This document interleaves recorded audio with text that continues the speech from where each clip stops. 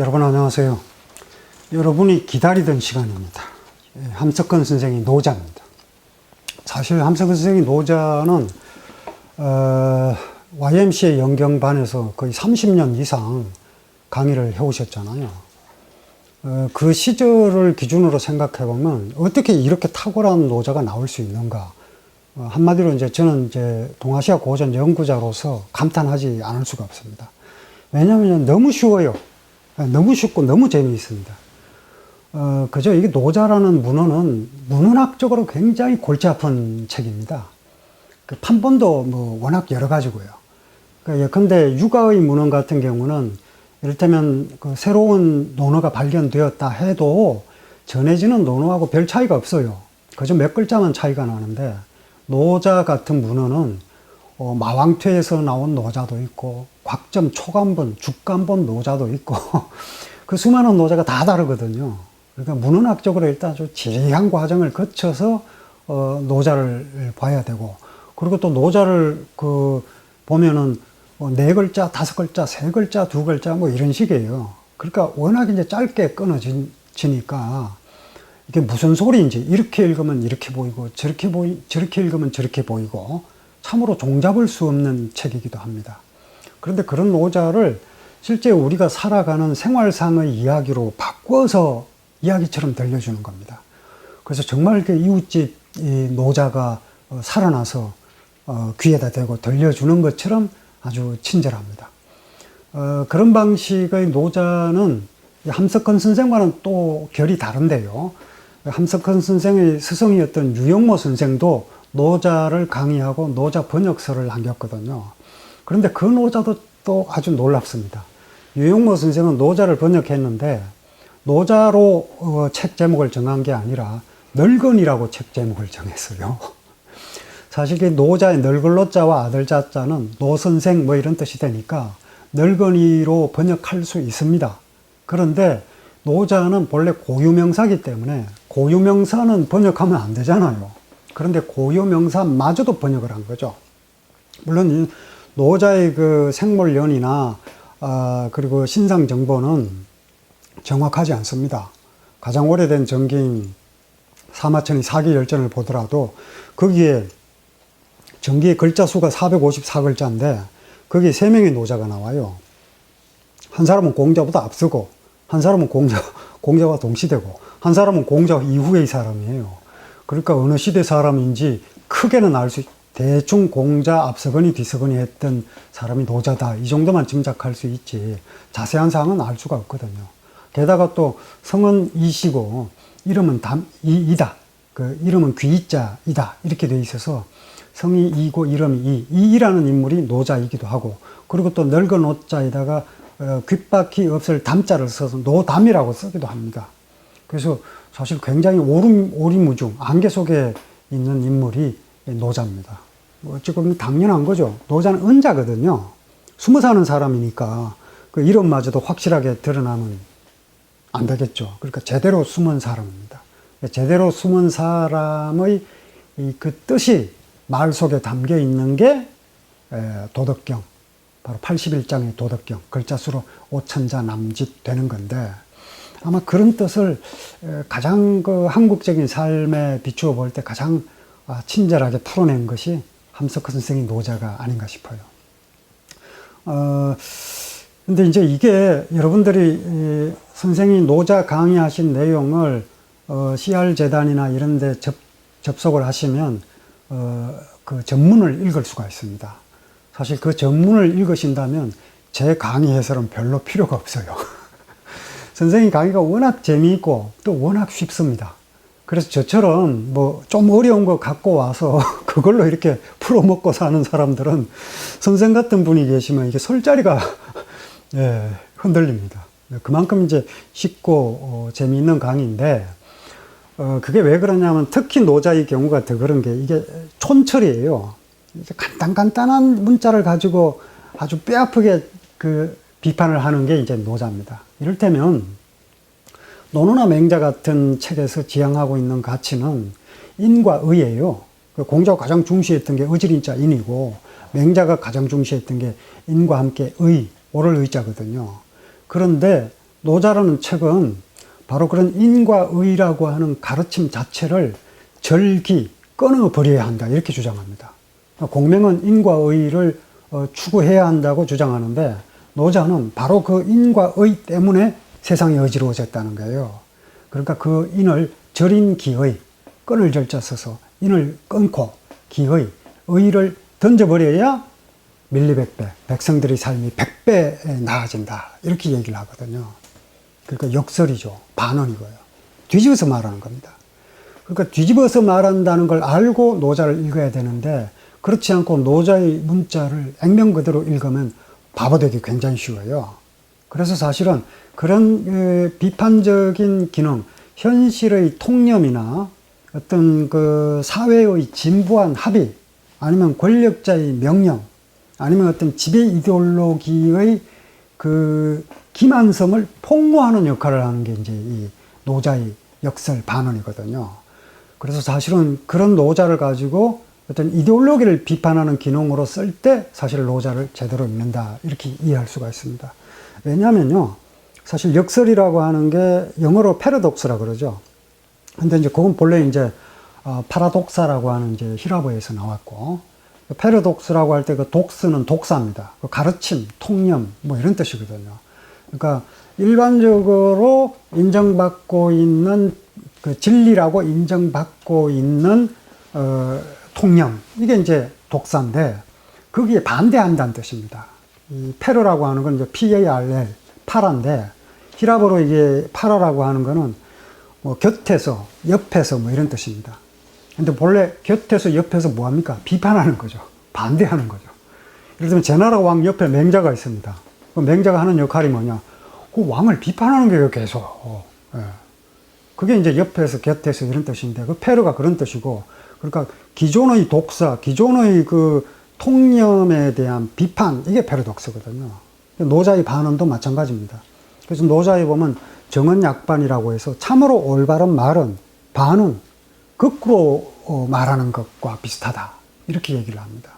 그래서 사실은 공맹은 직언이나 정언을 했다면 노자는 바로 그 직언과 정언이 이데올로기로 쓰일 때 어떤 기만이 있는지를 폭로하는 수단으로 이 글을 쓴 거죠. 그리고 이제 그 내용을 그 노자 방식에 상당히 가깝게 이 한국인의 삶 속으로 끌어들인 게 바로 함석헌 선생입니다. 그래서 사실은 그 많은 내용을 30년 동안 강의해 오신 내용을 제가 이 짧은 시간에 뭐 한두 시간에 어떻게 다 압축하기는 어렵고요. 그 중에서 인상 깊은 몇 대목만 한 두세 가지 정도만 오늘 이 시간에 소개를 하도록 하겠습니다. 먼저 노자에 보면은 그 두 번째 장이 나와요. 두 번째 노자의 2장이죠. 그러니까 그 2장에 보면 불상현이라는 대목이 나옵니다. 불상현 하면 삼인부쟁이라는 대목이 나오는데 상현은 어진 사람을 숭상한다는 뜻이에요. 그래서 불상현 하면 어진 사람을 숭상하지 않는다는 뜻이에요. 우리 보통 이제 어진 사람은 숭상하잖아요. 우리가 함석헌 선생을 숭상하듯이. 그런데 어진 사람을 숭상하게 되면 어떤 폐단이 나타나게 되느냐. 사람들이 다투는 거예요.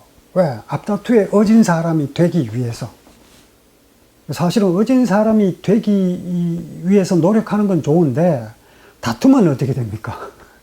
그러면 이제 어진 사람하고 점점 거리가 멀어집니다. 그래서 노자에 나온 게 어진 사람을 숭상하지 아니하면 삼인부쟁, 백성들로 하여금 다투지 않게 할 수 있다는 이 대목을 함석헌 선생이 어떻게 풀이를 하냐면 이렇게 풀이를 했어요. 아, 어진이가 좋지. 현은 현자, 어진 사람이란 말이에요. 어진이가 좋지, 어진이가 좋지. 그러면서 이제 이렇게 비틀어요. 자꾸 공패를 주고, 훈장도 달아주고, 월급도 더 주고, 특별히 뭘 주고, 예. 이렇게 하면은 어떻게 되느냐? 그게 상현이거든요. 아, 잘했다고 해서 막 성과급도 올려주고, 공로상도 주고, 뭐 이렇게 되면 어떻게 됩니까? 그러면 이제 그게 어진 사람을 숭상하게 되죠. 그렇게 되면 이제, 예, 어떻게 되느냐면, 그걸 상현인데, 자꾸 어진 사람 이렇게 하면은 돈을 많이 받게 되고 또 명예가 낮다, 선전 많이 하게 된다. 예. 그렇게 되면 이제 그런 사람은 높고 일반 사람 낮고 이렇게 되는데 그런 거 하지 마라. 그렇게 하지 않으면 백성들이 서로 다투지 않는다. 그리고 선생의 용어로 바꿔서 씨알로 하여금 다투지 않게 한다. 목적은 씨알로 하여금 다투지 않게 하는데 이 문장의 목적이 있다고 본 겁니다. 어진 것 자체가 나쁘다는 뜻이 아니라 어진 사람에게 자꾸 뭐 공도 주고 상도 주고 뭐 이러면 오히려 백성들이 그 때문에 다툰다고 얘기를 해요. 이게 참 어떻게 보면 탁견이죠.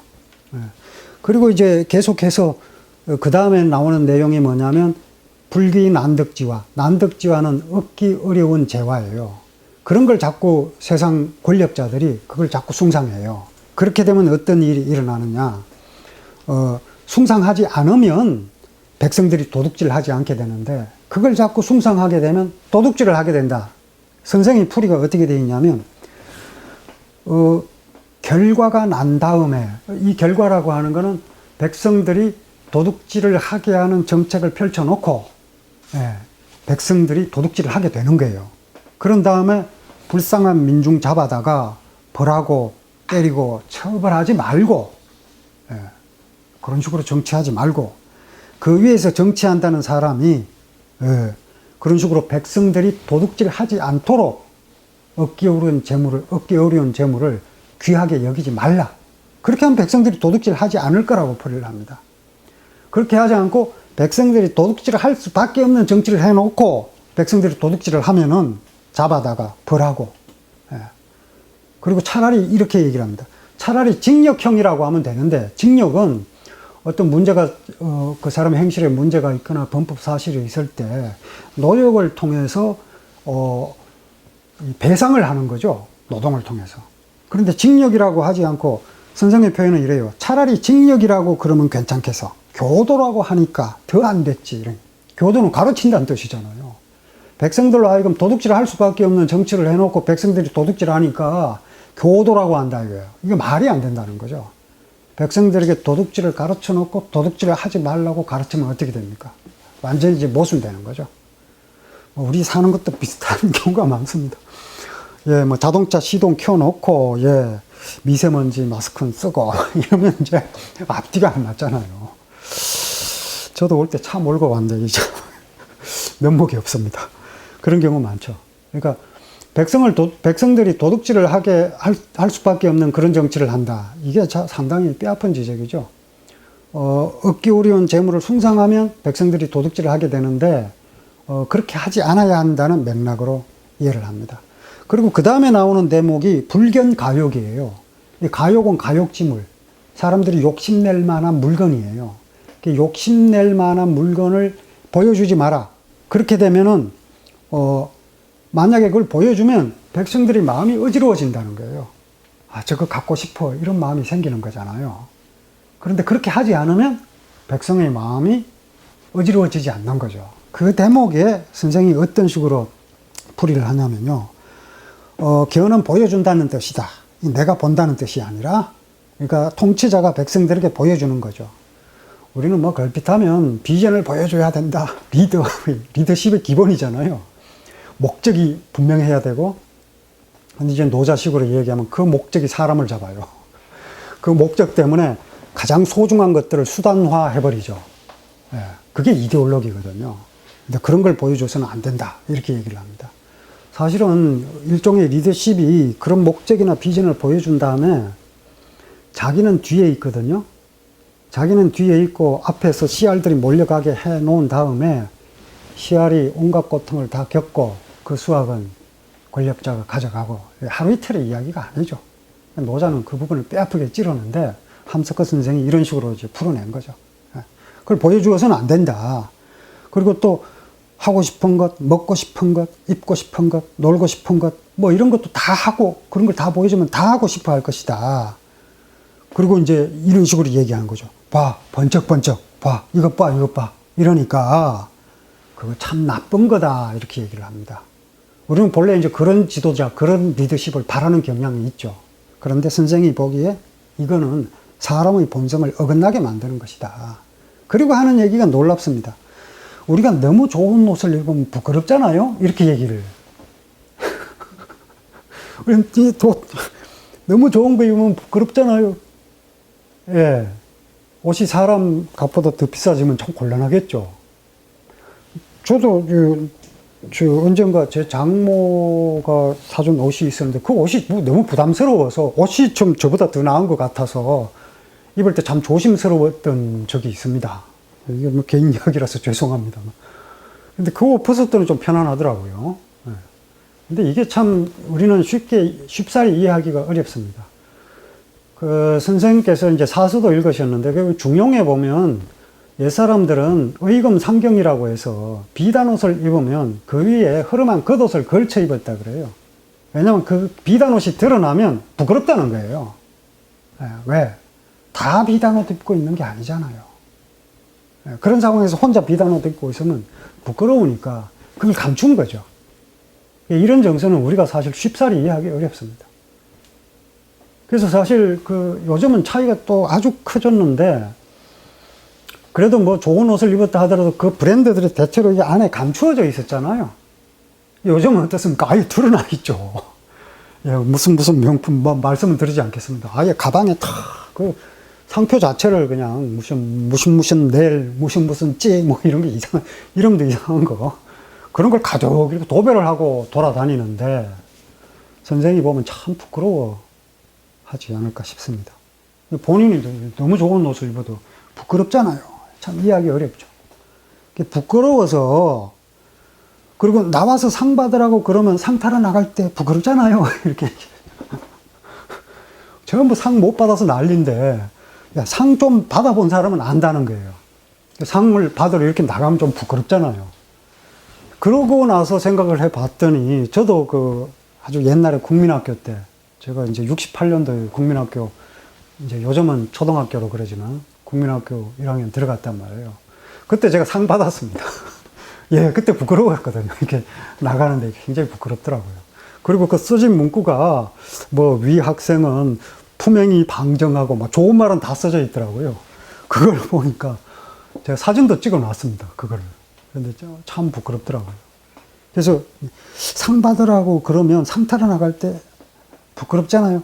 상 못 타본 사람은 아주 복이 있을지어다 뭐 이런 식으로 얘기를 하는데, 이런 거 이제 조그만 상이라도 상 타본 사람은 그게 얼마나 부끄러운지 알 거예요. 이런 대목이 나옵니다. 그런데 이 세상은 정확하게 얘기하면 이 권력은, 권력을 잡았다고 하는 사람들은 꼭 그것과 반대되는 것만 가르친다. 그래서 무슨 국민소득이 무슨 옛날에는 뭐 1000불 소득에 뭐 1억 달러 수출 뭐 이러다가 뭐 얼마 전까지는 뭐 3만 불 시대가 어쩌고 무슨 뭐 774 공약이 어쩌고 뭐 이러다가 요즘은 뭐 어떻게 좀 바뀌었나 모르겠습니다. 요즘도 뭐 비슷한 것 같아요. 그런 식으로 이제 자꾸 어떤 물질적 비전 이런 것에 의존해서 이제 살게 하니까 백성들이 마음이 어지러워지는 거죠. 모든 것을 어떤 가치가 뭔지 모르고 오직 이제 가격만을 가지고 이제 평가하는 그런 시대가 됐는데, 아마 노자가 보기에도 그런 식으로 해석하는 것이 타당하다고 여길 것 같습니다. 이렇게 이제 한 대목 읽어봤고요. 또 한 대목 보겠습니다. 그리고 이건 이제 어떻게 보면 이 5 빛깔이 눈을 멀게 한다 이런 제목으로 선생님이 강연을 하셨는데, 이제 노자의 오색영 인목맹이라고 해서 오색이 5가지 빛깔이거든요. 아름다운 색깔이죠. 그런데 그게 사람의 눈을 멀게 한다는 겁니다. 그런가 하면 또 오음이 이제 궁장각 지는데 선생님이 해설한 대목에도 다 나옵니다. 높은 소리, 낮은 소리 다 망라한 오음, 아름다운 음악이죠. 이게 사람의 귀를 먹게 한다는 거예요. 그리고 오미는 이제 감암산신고, 매운맛, 짠맛, 단맛, 쓴맛, 뭐 이런 것들이 맛있는 음식을 얘기하는 거죠. 이 맛있는 음식이 사람의 입맛을 버리게 한다는 거예요. 그리고 지빙전력, 말 달리고 사냥하는 것. 이게 사람의 마음을 미치게 한다. 근데 선생은 이게 스포츠에 비유를 했어요, 스포츠에. 그런 식으로 이제 사람의 마음을 미치게 한다는 뜻으로 풀이를 하는데, 선생을 해설을 보면 이렇게 되어 있습니다. 오색이라는 건 뭐냐? 이게 5가지 빛깔인데, 그 빛깔이라는 게 뭐냐? 겉으로 드러나는 빛깔인 거죠. 빛이 좋다고 보는 5 빛깔이 사람으로 하여금 그 눈이 소경이 되게 한다. 소경이 되게 하고, 또 멀게 하고, 그리고 또 아름다운 음악 소리가 사람의 귀를 도리어 먹게 만든다. 도리어가 중요한 거예요. 오히려 그렇게 하면서 귀가 먹게 되고, 5개의 맛있는 음식이죠. 이게 맛있다고 먹지만 그 맛이 사람의 입을 도리어 비틀어지게 하고 어긋나게 잘못되게 만들고, 그런가 하면 또 사냥질. 사냥질은 이제 이 고대 이 귀족들의 스포츠거든요. 무술 연습 겸 스포츠입니다. 그런데 이제 그걸 현대의 스포츠로 비유를 해서, 치빙전렵, 이게 그 당시 스포츠였다. 그리고 그런 걸 좋아하게 되면, 이게 사냥 같은 게 이게 선정적인 거죠. 이 피가 나고 뭐 이런 거잖아요. 그런 걸 하게 되면 발광해서 미치게 된다. 이런 식으로 이제 표현을 합니다. 그러면서 이 전체를 어떤 맥락으로 풀이를 하냐면, 사람은 감각을 따라서 살아서는 안 되고 정신을 따라서 살아야 한다. 이렇게 얘기를 합니다. 그러니까 우리가 빛깔을, 아름다운 빛깔, 오색을 보는 게 뭡니까? 눈이죠. 눈이라고 하는 감각기관이죠. 맛있는 음식을 먹는 것, 입이라고 하는 감각기관이죠. 귀 역시 감각기관입니다.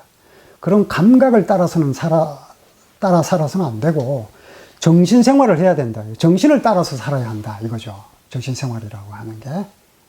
근데 이제 이 말이 사실상 그 사마천의 사기에도 비슷한 얘기가 나오고요. 예. 사마천 얘기는 참 차라리 이제 의로운 선비는 명예라는 가치를 추구해요. 그래서 그 사람을 설득할 수 있습니다. 이것은 당신의 명예에 먹칠을 하는 일입니다. 그러니 하지 마세요. 이러면 설득이 돼요. 그리고 또 어떤 사람은 돈을 따라가요. 그러면 그것도 설득이 됩니다. 이건 당신의 이익에 위배되니까 하지 말아요. 그런데 그리고 권력자는 과시욕이 있는 거죠. 이 권력으로 이렇게 하면 당신이 권력을 잃게 됩니다. 이렇게 설득하면 되는데, 제일 문제가 되는 사람은 뭐냐면 그냥 사는 사람. 그냥 막 살아가게 되면 어떻게 되냐면 그때 사는 방식대로 그냥 삶이 송두리째 바뀌는 거죠. 그러면 이제 그게 이제 감각을 따라서 그냥 사는 거죠. 맛있는 거 찾아 먹고. 사실은 우리가 이제 이렇게 도덕이라고 하는 게 굉장히 따분한 것 같지만 그게 없어지면 사람답게 못 사는 거거든요. 뭐 그건 칸트도 마찬가지입니다. 나는 무엇을 희망하는가? 이게 첫 번째 질문이에요. 내가 원하는 게 뭐지? 하고 싶은 걸 원하겠죠. 근데 하고 싶은 걸 하는 거예요. 그런데 하고 싶다고 다 할 수 있는 게 아니잖아요. 능력의 문제가 있죠. 그래서 할 수 있는 것을 합니다. 하고 싶고 할 수 있다 하더라도 마지막에 개입하는 게 도덕입니다. 그럼 하고 싶다고 다 해? 이렇게 되는 거죠. 그러면 옆에 약자가 뭐 어린아이가 먹을 걸 갖고 있는데 나 배가 고프다. 그리고 빼앗아서 먹을 수 있다. 그럼 할 겁니까? 마지막에 하지 말아야 할 이유가 있는가? 예. 거기서 멈추는 게 윤리, 도덕 이런 거거든요. 멈출 줄 알아야 하는 건데, 이를테면 이런 감각을 따라서 살다 보면 멈출 줄 모르게 됩니다. 굉장히 위험하죠. 예. 사실은 빨리 가는데도 도움이 안 돼요. 정말 빨리 가려면 멈추는 힘도 아주 강해야 합니다. 사실 빠르게 달리기 위해서는 빠르게 멈출 줄 알아야 돼요. 뭐 자동차도 그렇잖아요. 무슨 뭐 비유가 좀 안 좋습니다만 스포츠카가 있다 그러면 거기에는 강력한 엔진과 함께 강력한 브레이크도 같이 붙어 있죠. 빨리 달리려면 빨리 멈출 수 있어야 되는데 멈추어야 한다는 얘기예요. 예. 이 오색, 뭐 오미에 대한 이 경계라고 하는 것. 감각이 없을 수는 없지만 사람은 그 감각으로 잘못되는 것이다. 그래서 결국에는 성인의 정치는 그런 눈을 위한 게 아니고 그 위복 불이목이라는 표현이 나옵니다. 원문에. 위복은 배를 위하지 불위목, 눈을 위하지 않는다 그래요. 그건 왜 그러냐면 배는 멈출 줄 안다는 거예요. 이 선생 표현이 그래요. 배는 멈출 줄 아는데 눈은 멈출 줄 모른다는 거예요. 그리고 비유가 참 재밌습니다. 제가 읽어보지는 않은 책인데 이 샤르댕이라는 사람이 쓴 인간현상이라고 하는 책의 내용을 살짝 이종을 하셨는데, C라고 하는 게 SE 영어예요. 그러니까 영어로 봤다는 말을 I see라고 하는데 안다는 말도 I see라고 한다는 거예요. 나 알았어. 알아. 인간의 눈으로 대표되는 거죠. 눈이. 그러니까 이 본다는 게 그만큼 중요하다 이거예요. 그런데 이놈이 바로 사람을 못 쓰게 만든다는 거예요. 본다는 거. 이놈이 참 사람을 못 쓰게 만들어. 그건 왜 그래? 이건 이놈 멈출 줄을 몰라. 근데 배는 멈출 줄 안다는 거예요. 참 재밌죠. 배는 우리가 아무리 배가 고프다고 해서 10그릇을 먹을 수 없잖아요. 저도 방금 이제 점심을 먹고 왔는데, 지금 많이 시켜서 다 못 먹겠더라고요. 배는 멈출 줄 아는 거죠. 그런데 눈은요, 눈은 멈출 줄을 모릅니다. 시킬 때는, 좀 냉면도 먹고 싶고, 갈비탕도 먹고 싶고, 얘는 멈출 줄 모른다. 그렇게 설명을 합니다. 참 재미있고, 그리고 사실 탁월합니다. 이런 지장이. 근데 세상 없는 걸 줘도 그만둔다, 배는. 예. 그런데 눈은 그만둘 줄 몰라. 그저 하루 종일 여기 보고 저기 보고, 그리고 또 부족해서 또 무엇이 있나, 또 무엇이 있나. 이런 게 이게 눈의 문제점입니다. 예. 그런 식으로 이제 풀이를 하는데 어떻습니까? 사실은 오색령 인목명으로 시작하는 이 대목을 이렇게 곡진하게 우리의 삶에 비추어서 풀이한 경우는 저는 처음 봤어요. 제가 수많은 노자 해설서 봤고 영문 해설서도 보고 고금의 주석서를 봤습니다만 함성근 선생처럼 이렇게 적확하게 우리 삶으로 풀이한 경우는 처음입니다. 저는 이렇게 한두 대목 소개를 하고 말지만 사실 여러분들이 CR재단이나 기념관 홈페이지 같은 데 들어가 보면 그 수십 년 동안 강의하신 그 내용이 고스란히 들어 있습니다. 꼭 한번 찾아서 읽어보시고 또 이런 기회를 통해서 선생의 목소리를 살아있는, 돌아가셨지만 생생하게 살아있는 그 노자의 목소리를 한번 들어보시기 바랍니다.